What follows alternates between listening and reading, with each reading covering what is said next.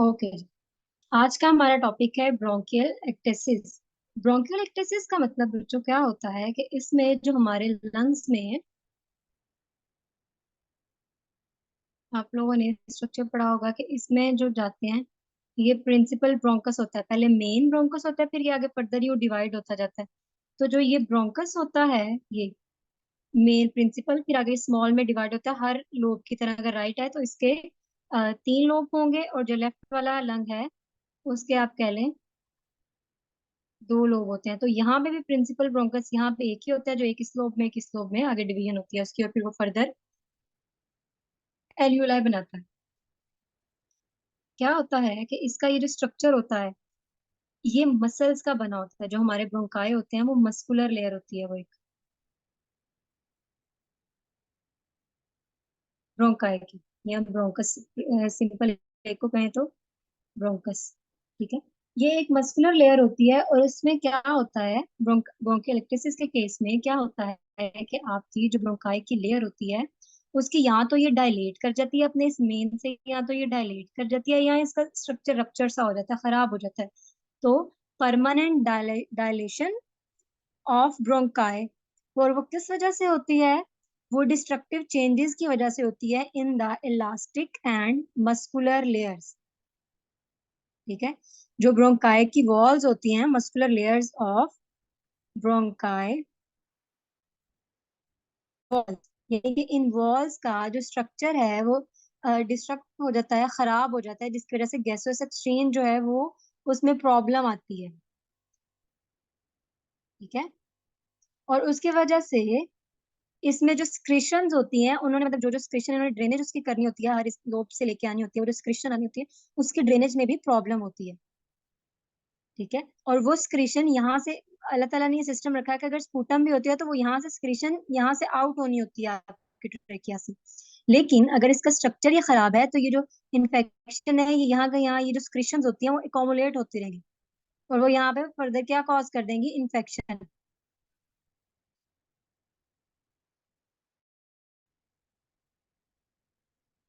और अगर वो इस लोब वाले एरिया में से खराब हो रहा है, यानी कि अगर वो राइट के, अगर यहाँ तो लेफ्ट के आप ले लें कि वो राइट ऊपर वाले लोब में से खराब हो रहा है, तो इसको हम कह देते हैं कि वो उसका पर्टिकुलर उस लोब की जो स्क्रिशन है उसको, या उस पर्टिकुलर सेगमेंट को इफेक्ट कर रहा है। फिर इतना उसका सेगमेंट को यहाँ तो रिसेक्ट कर दिया जाता है, यहाँ उसको जो है क्या कहते हैं, ट्रीट किया जाता है। ठीक है, वैसे तो नॉर्मली, अब इसके कॉजेस पढ़ते हैं, आपको ये क्लियर हो गया कि ये चीज क्या होती है? ब्रोंकियल क्या होता है? It is a permanent dilatation and destruction of the bronchi due to change in the elastic and muscular layers of bronchi walls that may be diffuse और localized, यानी कि वो या तो इस पूरे के पूरे इस एरिया को इफेक्ट कर सकती है, ये पूरे लोब को इफेक्ट करेगी, या सिर्फ इस तरह लोअर को कर दिया या अपर कर दिया, कुछ पार्ट को इफेक्ट करेगी। और उसकी वजह से ड्रेनेज में, डिस्क्रिशन ड्रेनेज में प्रॉब्लम आएगी, वो आपके लंग से आउट नहीं हो सकेंगे, तो वहीं पे वो मजीद हमारे इन्फेक्शन कॉज करेंगे। और इसके कॉजेज क्या होते हैं या किस वजह से ये होती है ये बीमारी? प्राइमरीली, ये प्राइमरी इसका कॉज ये चाइल्डहुड में ही होती है, ये चाइल्डहुड डिजीज है, बाय बर्थ प्रेजेंट होती है। ठीक है, लेकिन ये किसी भी और ऑर्डर क्या कहते हैं एज पे ये हो सकती है, या तो ये यंग एज में होती है या ये चाइल्डहुड में होती है। ठीक है, लेकिन ये किसी भी एज में जो है वो क्या कहते हैं डेवलप हो सकती है। उसके कॉजेज क्या होते हैं? Chronic TB, lung abscess, pneumonia, rheumatoid arthritis, rheumatoid arthritis. ठीक है, फिर इसके अलावा कोई भी एड्स, जो इम्यूनो कंप्रेसिव पेशेंट्स होते हैं उनमें ये भी कॉज कर सकती है। और इसके अलावा ये जो है क्या कहते हैं, अगर हम बच्चों की बात करें, जो हम लोगों ने चाइल्डहुड की बात की, तो उसमें एंटीट्रिप्सिन जो है वो अल्फा 1 एंटीट्रिप्सिन की डेफिशिएंसी की वजह से। वैसे इतना डीप में वो नहीं पूछते, सिर्फ हमें ये पता होना चाहिए कि ओवरऑल कॉजेज इसके क्या क्या हैं। नंबर 1, चाइल्डहुड की बीमारी है ये, फिर यंग एडल्टहुड में भी हो सकती है, और इसके कॉजेज में क्या आ जाता है? Chronic TB, lung abscess, pneumonia, rheumatoid arthritis, जो रूमेटाइड आर्थराइटिस है वो हम जॉइंट्स और बोन्स की डिजीजेज में पढ़ेंगे। एड्स, जो इम्यूनो कंप्रेसिव पेशेंट्स होते हैं। और इसके अलावा बच्चों में जो है अगर अल्फा वन एंटीट्रिप्सिन की डेफिशिएंसी हो, या ब्रोंकाइल जो है वो डिस्टेंशन हो, इन्फ्लुएंजा हो, या कोई जो है ब्रोंकियल एडिनोवायरस कोई उसको इफेक्ट कर दे, तो उसकी वजह से भी उनको कह लें कि ये रेस्पिरेटरी जो ब्रोंकियल एक्टिसिस है ये हो सकती है। अब इसमें क्लिनिकल फीचर्स कौन कौन से होते हैं, या पहले हम बात करते हैं कि इसमें ऑर्गेनिज्म कौन कौन से मेनली इन्वॉल्व होते हैं जो इसके कॉजिंग एजेंट्स बन सकते हैं। उसमें फंगल इन्फेक्शन हो सकती है, कोई फंजाई हो सकता है। फिर इसके अलावा जी एडिनोवायरस, यानी कि ये भी आप कॉजेज में लिख सकते हैं, एडिनोवायरस, इन्फ्लुएंजा वायरस।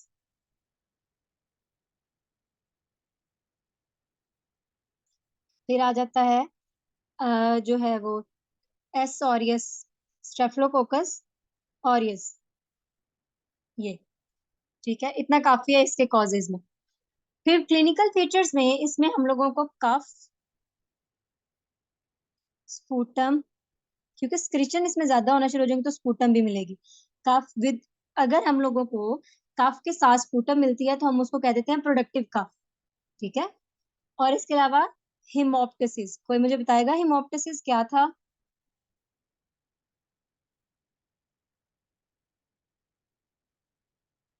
और इसके अलावा जनरल हेल्थ उनकी पेशेंट्स की इफेक्ट हो सकती है। मुझे आप लोगों ने हिमोप्टिसिस नहीं बताया। Bleeding in cough. Yes, sputum, not in cough, sputum, यानी कि अगर आप लोगों को या सॉरी पेशेंट्स को अगर स्पूटम बलगम आती है उसके साथ अगर खून आता है तो उसको हम कह देते हैं haemoptysis, blood in sputum. Yes, okay. तो कफ इसमें इन पेशेंट में जो ब्रोंकियल एक्टिसिस के पेशेंट्स हैं उनमें कफ किस तरह की होगी, उनमें कफ प्रोडक्टिव होगी। मैंने अभी बताया कि अगर कफ के साथ स्पूटम आ रहा है तो उसको हम कौन सी कफ बोलते हैं, प्रोडक्टिव। तो ये क्रॉनिक, क्योंकि ये परमानेंट डायलेटेशन है तो इसलिए ये क्रॉनिक डिजीज ही होगी। तो क्रॉनिक प्रोडक्टिव कफ, ठीक है। और मेनली ये मॉर्निंग में ज्यादा हो सकती है, मॉर्निंग में ज्यादा होगी, ठीक है। और इसकी वजह, उसका वजह क्या होती है, क्योंकि आपके जो लंग्स में कह लें, इसमें ये जो यहाँ से ब्रोंकाई है ये डायलेट हो जाता है, इसका साइज ये बढ़ जाता है यहाँ तक, तो इसकी वजह से यहाँ पे फ्लूइड की कॉम्बिनेशन होना शुरू हो जाती है, तो सांस लेने में भी मसला होगा और इसकी वजह से कफ भी होगी पेशेंट को, ठीक है। तो स्पुटम, स्पुटम जो है पपिकस और प्रूलेंट होगी, यानी कि बहुत ज्यादा होती है। और उसमें जो है क्या कहते हैं इसको, प्रूलेंट कफ होती है, ज्यादा होती है, यानी कि जब भी कफ आई है मोस्ट, जब जब जैसे जैसे कफ का शॉट आता है साथ स्पूटम लाजमी होती है, तो वो कहते हैं प्रूलेंट कफ। और इसके अलावा है फीवर, स्पूटम के साथ फीवर भी हो सकता है। और फीवर जो है वो कफ अगर ज्यादा है और स्पूटम ज्यादा है तो फीवर इंक्रीज करेगा, ठीक है। और इसके अलावा इसकी वजह से, इन्फेक्शन की वजह से नमूनिया भी बन सकता है और उसकी वजह से प्लूरिसी भी बन सकती है, वो हम आगे पढ़ेंगे, नमूनिया हमने पढ़ ली।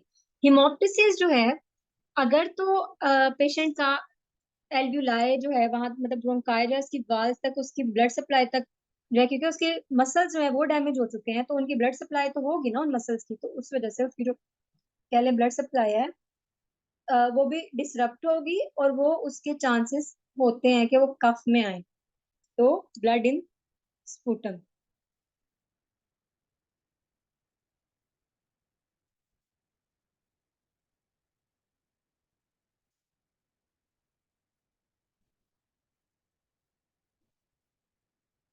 अगर और फिर ये जो है ये हॉलमार्क भी है, ब्रोंकियल एक्टिसिस जो है उसमें हिमोप्टिसिस जो है वो ब्रोंकियल एक्टिसिस का हॉलमार्क भी होता है और इसको ड्राई ब्रोंकियल एक्टिसिस भी कहते हैं। फिर जर्नल हेल्थ जो है वो पेशेंट की डिटीरियोरेट करेगी, यानी कि खराब होगी दिन ब दिन।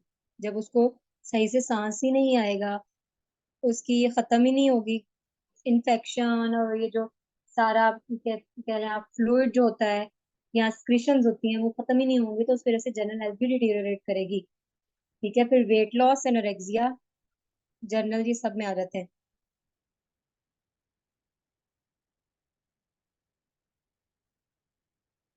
और इसके अलावा क्लबिंग ऑफ फिंगर्स। अब ये क्लबिंग ऑफ फिंगर्स क्या होता है कि आपने कुछ बच्चे देखे होंगे, उनकी जो ये फिंगर्स होती है ना, फिंगर्स का जो ये वाला पार्ट होता है वो आगे से यूं टेढ़ा होता है, आगे को यूं हुआ होता है यहाँ से ना, तो उसको हम कहते हैं क्लबिंग। मतलब आप ये टॉफ के पेशेंट में, जो टेट्रोलॉजी ऑफ पैलेट के पेशेंट्स होते हैं, आप उनमें देखेंगे, और उनके केस में क्लबिंग होती है फिंगर्स की। ठीक है, और वो जॉइंट्स आगे से कह लें टेढ़े हुए होते हैं, और साथ साथ उनमें जो ब्लूइश होते हैं नेल्स उनके, साइनोसिस। तो इसकी वजह से पेशेंट्स में क्लबिंग भी होती है, क्लबिंग ऑफ फिंगर्स। अगर आपको क्लबिंग ऑफ फिंगर्स बता दे, एनोरेक्सिया, वेट लॉस, फिर उसके बाद आपको ब्लड इन स्पूटम या हेमोप्टिसिस बता दे, साथ ब्रोंकाई का या उसके फीवर का जिक्र कर दे, तो it's mean it is bronchial एक्टिसिस।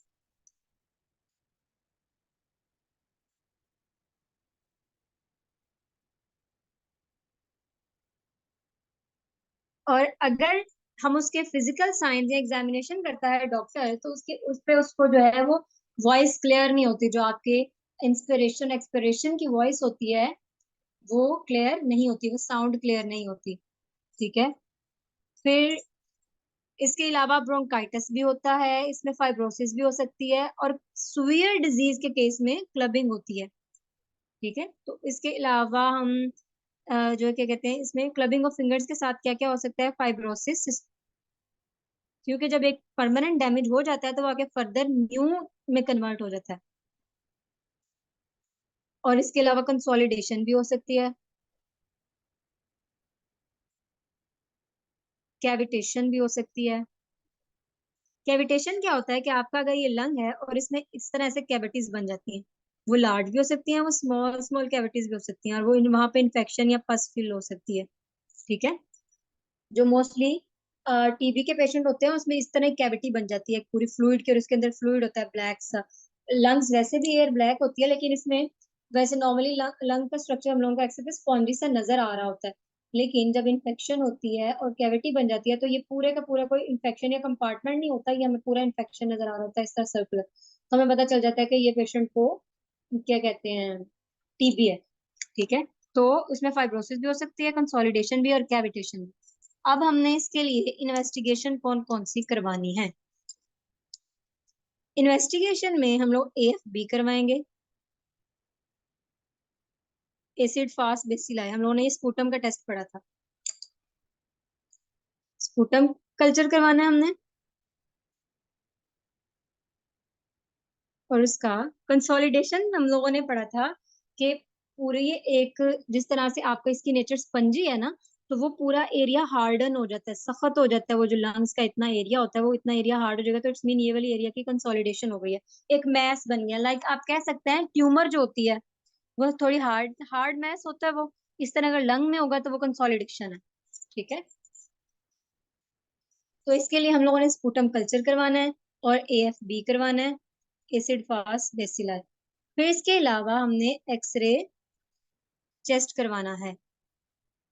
X ray chest में हम लोगों को सिस्टिक अपीयरेंस मिलेगी, वही बात के फ्लूइड फिल्ड कैविटीज मिलेगी, क्योंकि सिक्रीशन बाहर ही नहीं जा पाएंगी, तो इस एरिया में ये फ्लूइड फिल्ड कैविटीज मिलेंगी। सिस्ट कहते हैं फ्लूइड फिल्ड कैविटी, और उसको हम कह देते हैं सिस्टिक स्पेस। ठीक है, और हनीकॉम्ब अपीयरेंस जो होती है,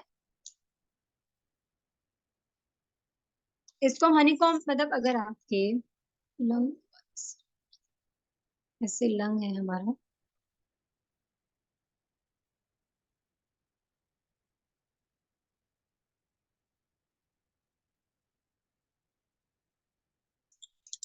यहाँ पे ऐसे इस ब्रोंकाई में अगर प्रॉब्लम आ गई है तो क्या होगा कि ये छोटी छोटी कैविटीज ऐसे बनेंगी, ये कैविटी इस तरह, तो इसको हम कह देते हैं ये हनी कॉम्ब अपीयरेंस बन जाती है। वो इसी तरह का होता है ना,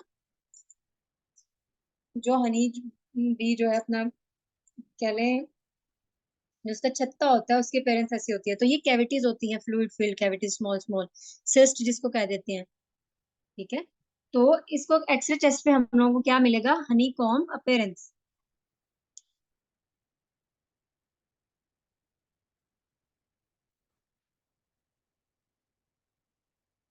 इसके बाद हम लोगों ने एक हम एक्सरे टेस्ट करवाना है, AFB स्पूटम कल्चर, और साथ हमने सीटी स्कैन।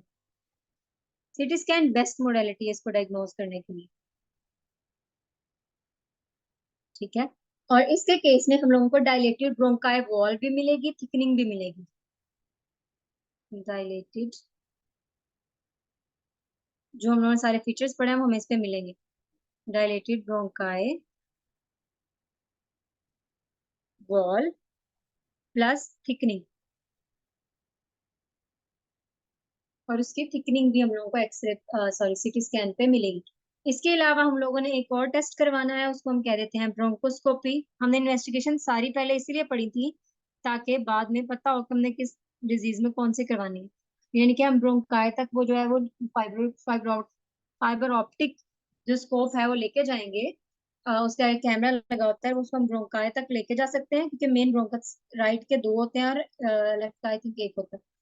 तो यहाँ राइट के तीन होते हैं और लेफ्ट के दो होते हैं, कुछ इस तरह से है। तो हम लोग उससे ब्रोंकाई का स्ट्रक्चर जो है उसको देख सकते हैं, और फिर हमें उसके ऑब्स्ट्रक्टिव या डायलेटेड हम लोगों को मिल जाएंगे। और इसके अलावा कॉज ऑफ हिमोप्टिसिस भी हमें इससे पता चलता है कि वजह क्या है ब्लीडिंग की। देखते हैं कि उसकी जो ब्लड सप्लाई है वो तो नहीं डिस्टर्ब हुई हुई। ठीक है।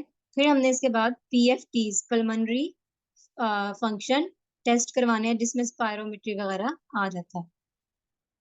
यहाँ तक क्लियर है? अब हमने पढ़ना है आगे इसका ट्रीटमेंट। ट्रीटमेंट में जैसे कि ये भी एक कह लें इन्फेक्शन है,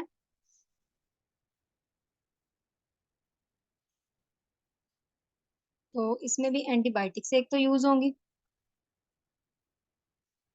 ट्रीटमेंट हम इसका करेंगे एंटीबायोटिक से। और एंटीबायोटिक में जो हम लोगों ने पढ़ी थी एमॉक्सिलिन एक, क्योंकि एंटीबायोटिक सब केस में एक तरह की यूज होती है, एमॉक्सिलिन। फिर जो हम नॉर्मल देते हैं डॉक्टर ऑगमेंटन, सिप्रोक्सिन, आपको नाम पता होने चाहिए। इसके अलावा जो है वो पोस्टरल ड्रेनेज, यानी कि जो आपका इसमें ये सिस्टिक फ्लूइड सा बन जाता है उसकी आपने ड्रेनेज करनी होती है, तो वो पोस्टरल ड्रेनेज।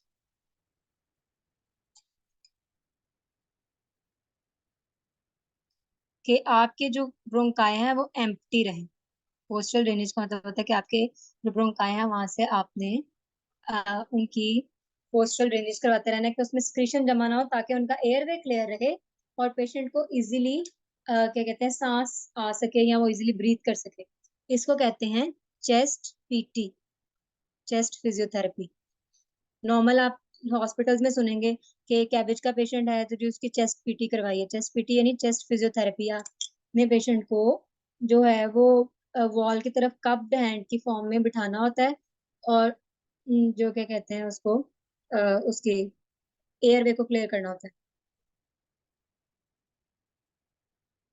ड्रग की डोज ऐसा हमारे लिए तो जरूरी नहीं है, हम लोग नाम भी लिख देते थे, क्योंकि हम हमारा इससे वो नहीं है इतना लिंक हमारे लिए। हमारा जो एक्सरे या CT के एग्जामिनेशन है हमारे क्वेश्चन भी उससे ओरिएंटेड होते हैं ज्यादा।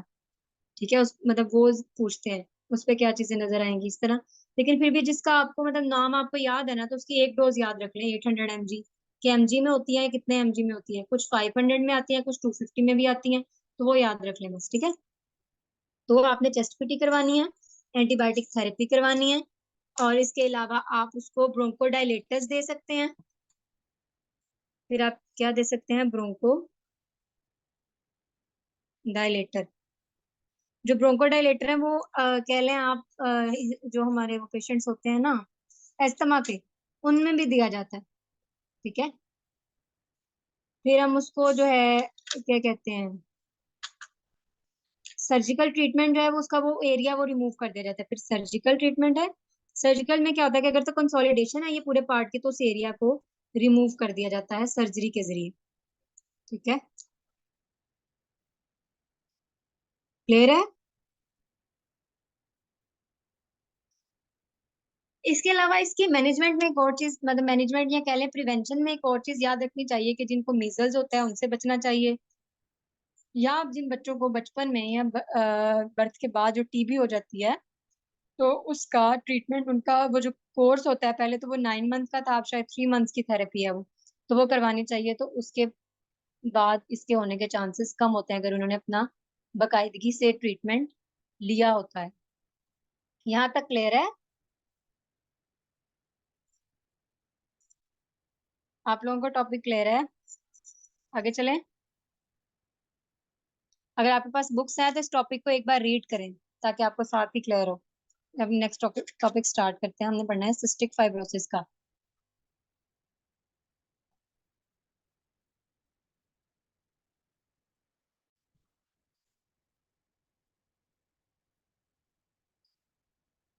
इसका हॉल मार्क मैंने बताया था हिमोप्टिसिस, ब्लड इन स्पूटम। वो टीबी का भी होता है, लेकिन अगर मैंने ये बताया था कि अगर वो आपको कहे कि पेशेंट जो है उसकी क्लबिंग भी है, टीबी के केस में क्लबिंग नहीं होगी, ये हम टीबी के केस में पढ़ेंगे। क्लबिंग ऑफ फिंगर्स बताए, एनोरेक्सिया बताए, हिमोप्टिसिस बताए, और फीवर बताए कि इवनिंग या मॉर्निंग में ज्यादा होता है। ठीक है, मॉर्निंग में ज्यादा होता है ड्यू टू कफ, यानी कि जैसे जैसे कफ ज्यादा होगी तो उसकी वजह से आपका फीवर भी ज्यादा होने के चांसेस होते हैं। ठीक है, इसके साथ में देखती हूँ अगर हम लोग छोटा सा टॉपिक फ्लोरेसी का पढ़ लें। आप लोगों ने मुझे सबने सबमिट नहीं करवाई है अपनी असाइनमेंट बच्चों, वजह क्या है?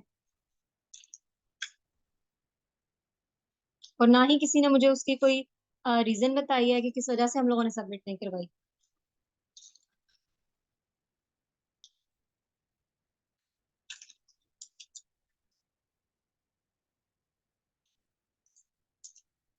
इसके साथ हम एक छोटा सा टॉपिक करते हैं प्लूरिसी का, जो बार बार वर्ड यूज होता है।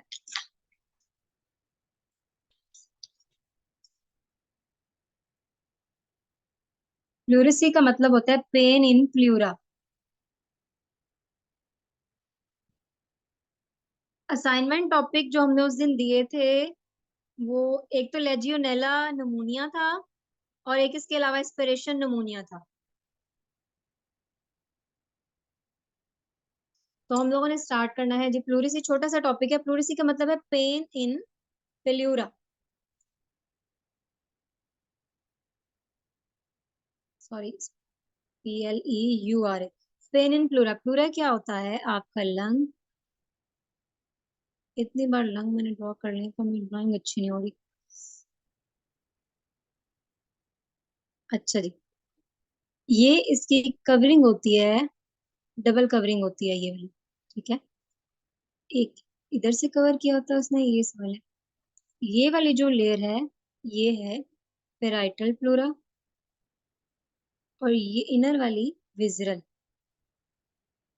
और इनके दरमियान में अल्लाह ताला ने एक फ्लूइड रखा होता है कि वो इनके फ्रिक्शन से बचाता है, उसको हम क्या देते हैं? Pleural fluid. और अगर ये ज्यादा हो जाता है उसको प्लूरल एफ्यूजन कह देते हैं। तो क्या होता है कि इस एरिया में पेन की वजह, उसको हम पेन को हम क्या बोल देते हैं? प्लूरिसी। तो वो अगर कोई भी आपका चेस्ट इन्फेक्शन है, लंग का इन्फेक्शन है, तो आपको एक शार्प सी एक्टिंग जो स्टार्ट होती है उसको हम कह देते हैं प्लूरिसी। और इसके कॉजेज क्या क्या होते हैं? इसके कॉजेज में आ जाता है नमूनिया, टीबी, फिर आ जाता है rheumatoid arthritis, SLE, systemic lupus erythematosus, ये सारी ऑटोसोमल डिजीज हैं। और इसके अलावा RA, रूमेटाइड आर्थराइटिस। ठीक है,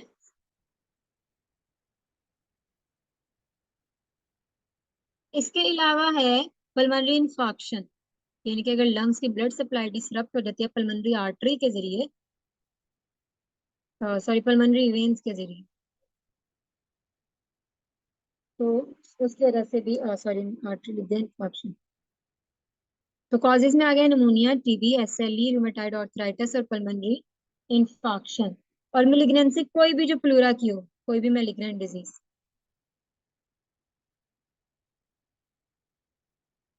ठीक है, ये थे कॉजेज। और इसके सिम्टम्स क्या हो सकते हैं? सिम्टम्स में ये एक शार्प पेन होती है इसमें,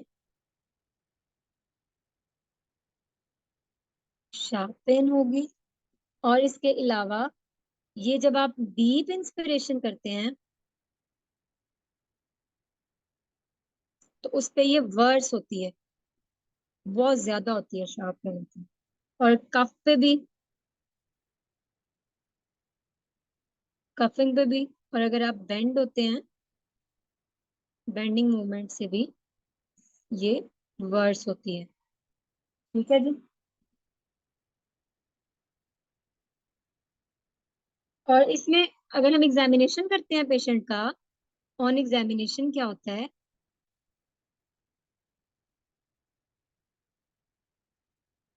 ब्रेथ साउंड्स एब्सेंट होंगी, ब्रेथ साउंड्स नहीं होंगी। फिर इसके अलावा डिमिनिश चेस्ट मूवमेंट होगी, क्योंकि इसकी मूवमेंट होती है तो हमें इसकी लंग की मूवमेंट का पता चलता है, क्योंकि ये अटैच होती है उसके साथ पूरा। इसके अलावा एक इसमें आपको प्लूरल रब, प्लूरल रब क्या होता है? ये क्रैकिंग साउंड होती है एंड ऑफ इंस्पिरेशन की। प्लूरल रब यानी कि ये साउंड मिलेगी हमें कि क्रैकलिंग साउंड होती है। और कब मिलती है ये? इंस्पिरेशन एंड, इंस्पिरेशन और स्टार्ट ऑफ एक्सपिरेशन।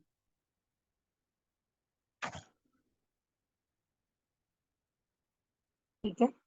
और इसकी मैनेजमेंट में क्या है? इसकी ट्रीटमेंट नहीं होता, इसकी मैनेजमेंट होती है। यानी कि हम इसको क्या लें, एनाल्जेसिक्स दे देंगे, इसके लिए प्रॉपर कोई मेडिकेशन नहीं है। इतना तो इसलिए मैनेजमेंट में हमने देनी है एनाल्जेसिक्स। एनाल्जेसिक्स क्या होते हैं? एनाल्जेसिक्स क्या होते हैं? Pain killers. Pain killers. Yes. तो एनाल्जेसिक में आपने जो है वो डोलोबाइट दे सकते हैं, कॉन्स्टान दे सकते हैं। ठीक है। पेन, जब पेन हो उस टाइम पे। और या आप क्या कह लें, 2 टाइम्स दे सकते हैं, टीडी में दे सकते हैं या थ्राइस दे सकते हैं। फिर बेड रेस्ट।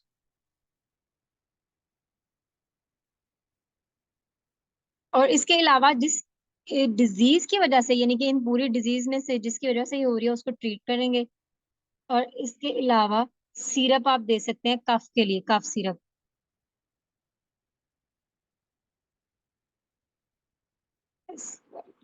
और वो भी टीडी, यानी कि 3 टाइम्स डेली। क्लियर है? ये था छोटा सा टॉपिक फ्लोरेसी का। ये पेन होती है तो आइंदा जहां भी आपको किसी के सिम्टम्स में एनाल्जेसिक्स का बेटा बताया है कि ये पेन किलर्स होती हैं, और पेन किलर में नाम है डोलोबाइट और इसके अलावा पॉन्स्टोन।